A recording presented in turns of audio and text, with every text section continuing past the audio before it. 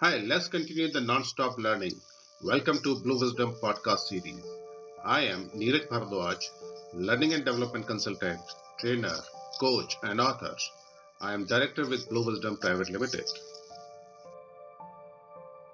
Today's topic is OKR, KRAs, and KPIs. This is about HR fraternity and the business heads. OKR stands for Objective Key Results. So far, the trend and the practice for performance management has been to fix the KRAs and measure with KPIs. KRA is key responsibility area, where KPI is key performance indicator. So today I would be talking about the best practices globally for performance management, and that is OKR. So we will talk about OKR versus KPI. What is an OKR? Its definition and examples. What are the components of an OKR? Objectives and key results. We'll talk about and pick up some OKR examples. What are the types of OKR for various industries? The benefits of OKRs, common OKR mistakes. How do you grade OKRs? OKR rollout plan. Well, if we compare OKR versus KPIs, KPIs traditionally, as you know, are the business indicator where OKR is ambitious stretch goals, flexi goals. KPI is having emphasis on the output, whereas OKR is business outcome centric. So if we compare OKR and KPI, OKRs are the objective and key results, whereas KPI is key performance indicator. OKR is goal setting methodology that ameliorates the performance, whereas KPI is the metrics which gives a reflection of performance. OKR is for focus, alignment, and engagement of the employees, whereas KPI is for measuring and managing performance. And KPIs once fixed cannot be changed, whereas OKR are frequently re-evaluated. KPIs keep everyone in the organization abreast with the organization goals and what is important to achieve these goals, whereas OKR used for monitoring speedy state and helps to set benchmark. So if we go by definition, what is an OKR? OKR stands for objective and key results. It is a collaborative goal setting methodology used by teams and individuals to set challenging, ambitious goals with measurable results. OKRs are how you track progress, create alignment, and encourage engagement around the measurable goals. Components of an OKR, objectives and key results. So OKRs are typically written with an objective at the top and 3 to 5 supporting key results below it. They are also be written as a statement like I will, then you put the objective as measured by followed by the key results. So I will do this as measured by so and so. So for example, I will fix the website for the vast majority of people as measured by 7 out of 10 people being able to get through. Second response, 1% error rate. Now let's talk about what could be the OKR objectives.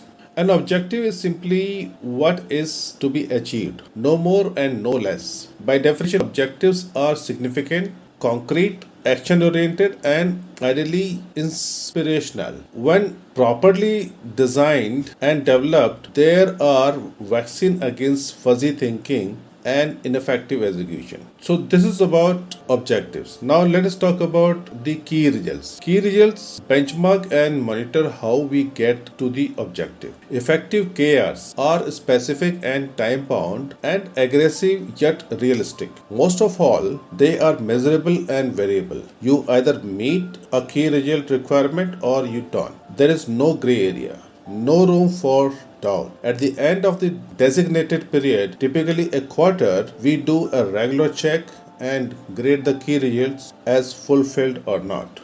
So key results are where an objective can be long-lived, rolled over for a year or longer. Key results evolve as the work progresses. Once they are all completed, the objective is achieved. So let's pick up some examples for OKRs, like what could be objective, and below this what could be the key results. So maybe the department, as you know, there are OKR for the entire organization, and below it there are departments and individuals working in those departments. So three levels we're talking about. So for any organization, let us talk about the departmental. So we are talking about office operations, and what could be the OKR example. So here are some examples of the administrative OKR, maybe for the admin team. Objective. Objective is maintain a world-class office. Now what could be the key results to support this objective? Number one, transfer all company and client records to the cloud. Number two, avoid running out of office supplies. Key result number 3, reduce spending of office supplies by 10%. Key result number 4, implement an online conference room reservation system to save the cost. So this is one of the example. Now let's talk about the example for possibly an HR team. Objective for HR team could be develop an excellent company culture. So what are the key results to support objective? Key result number 1, increase employee retention by 90%. Key result number 2, implement a new onboarding process. Key result number 3, conduct quarterly work satisfaction surveys across the company.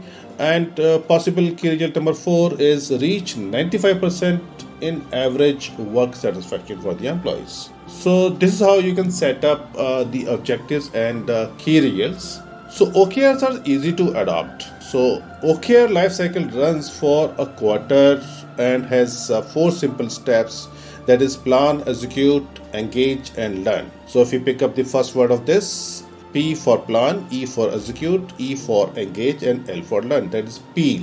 So plan your OKRs, execute your OKRs, engage your employees and learn from your successes and failures. So this is how you can apply peel. What are the types of OKRs? There could be broadly 3 types of OKRs: committed, aspirational, or learning OKRs. So let's talk about committed OKRs. So committed OKRs are like their name suggests, commitments. When graded at the end of a cycle, a committed OKR is expected to have a passing grade. Now let's talk about the aspirational OKRs. So aspirational OKRs are sometimes called stretch goals or moonshots. The pathway to an aspirational OKR is expected to be forced since no one else has gotten there before. They also may be long term and live beyond an OKR cycle, or even be transferred between team members to stretch employee engagement. Third type is, what are the learning OKRs? Learning OKRs are for when learning something new is most valuable outcome for the cycle. If a team isn't sure how to proceed, they could set a learning OKR that answers, what is the most important thing we are trying to learn in the next 90 days? The result can then inform a related committed or aspirational OKRs in the next cycle. The benefits of OKR. OKR provide many benefits, including clarity, enhanced communication, and a coherent, transparent organization-wide strategy. John Dwyer always talks about facts, when describing the benefits of OKR. Now, what is facts? So, facts stand for F for focus, A for alignment, C for commitment, T for tracking, S for stretching. So let's talk about facts one by one. Focus. OKR allow a team to rally behind a small set of carefully chosen priorities. Alignment. OKR provide a method for an entire organization to align its goal at every layer with its top level priorities and with its ultimate purpose. Commitment. OKR demand a level of collective commitment from the parties involved to choose and stick to agreed upon priorities. T for tracking. OKRs allow team or organization to track their progress towards the goal and know earlier when to change the tactics. As for stretching, OKR empower teams to set goals that stretch beyond business as usual and make it significant. So that is the FACT tactic of applying OKR. How do you grade OKRs? Now, performance has to be measurable. So you need to grade OKRs. Let's talk about how do we grade OKRs. OKRs are meant to be tracked regularly and graded to the end of a cycle. There are multiple methods of grading or scoring OKRs. The Andy Grove method of grading OKR is simply yes or no approach. Did you meet it or did you not? Most organizations prefer a bit more detail in their grading, so they will use red, yellow, green. Red means not at all, yellow means slight progress, or green is the task achieved. So a red, yellow, green system where red means we failed, yellow means we made progress, and green means we met our goals. Google's grading method provides the most detail using a percentage scale from zero point 0 to 1.0 to give each key result a number score at the end of the cycle. They average the scores of the key result to determine the objective's overall score. Now, what is the Blue Wisdom methodology for applying OKRs? So, typically in an organization where the current practice or the past practice has been of monitoring performance through KRs and KPIs traditionally, Blue Wisdom is transforming organization from traditional KRs and KPIs to latest and futuristic OKRs. So at Blue Wisdom, we carry it out initially through classroom in a workshop style. Then we try to do the status assessment, that what is the current status of the organization, or maybe measuring the maturity level of people in the organization. We also consider what are the projects in hand for the organization. 10-20-70 rule for the implementation of the learning and achieving results, case studies, business simulations, management games, competency assessment, and we also provide a lot of hand-holding support so that employees are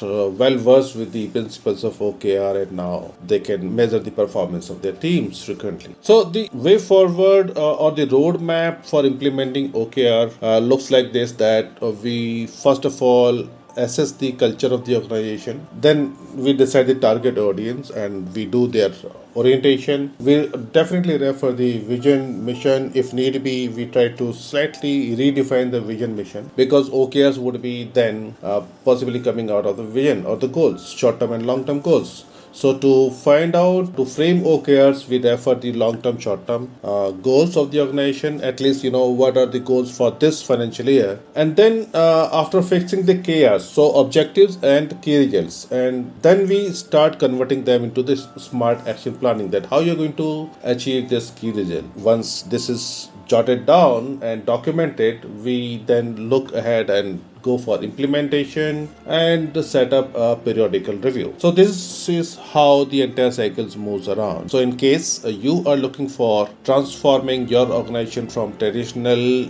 performance metrics to the latest and most advanced performance management tool, that is OKRs, so you can contact us. And how we can work together is that of course this would require top management's involvement. Organization objective needs to be cascaded down to the departments and then individuals. Well, if we are going to work together, we need to sign an agreement, create a design document. Some of the big companies who are using OKRs to get the best results are like Amazon, Adobe, Twitter, Google, Microsoft, Intel, LinkedIn, Samsung, and many other organizations. So use OKRs for the best outcome. World's biggest companies use OKR methodology to help them manage their company goals. By being more focused on task and goal, they have not only survived but thrived and moved their company in unified direction, making them great examples to follow. So friends, that's it from my side on OKR. If you have any question, any doubt,